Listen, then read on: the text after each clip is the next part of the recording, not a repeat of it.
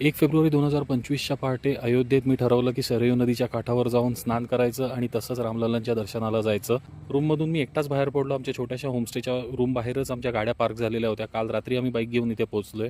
या गल्लीतून चालताना असं वाटत होतं की मी एकटाच आहे अख्ख्या अयोध्येमध्ये आणि अगदी आरामात दर्शन मिळेल। पण जेव्हा ती एक गल्ली सोडून मेन रस्त्यावर आलो तेव्हा खरी माझी झोप उडाली।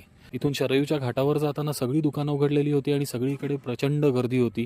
घाटावर पोहोचल्यानंतर तिथे एक वेगळंच वातावरण होतं, पूर्ण धुक्याची चादर पसरलेली। सरयू नदीच्या घाटावर आंघोळ करताना मी काही जास्त व्हिडिओ काढला नाही, कारण माझ्या आजूबाजूला हजारो भक्त होते, त्यात महिला सुद्धा होत्या आणि सगळ्यांचीच आंघोळ चालू होती। पण स्नान करून मी परत निघालो आणि आलेल्याच रस्त्याने भारतरत्न लता मंगेशकर चौकातून मंदिराकडे जायला निघालो। मंदिराकडे जाताना इतकं शिस्तबद्ध वातावरण होतं। रस्त्याच्या एका बाजूनी सगळे मंदिराकडे चाललेले आणि दुसऱ्या बाजूनी मंदिराकडून परत येत होते। जवळपास 3 किलोमीटर चालल्यानंतर मी पोहोचलो मंदिराच्या मुख्य प्रवेशद्वाराजवळ आणि इथून आतमध्ये गेल्यानंतर अगदी व्यवस्थित सुनियोजित रांगा बनवलेल्या होत्या।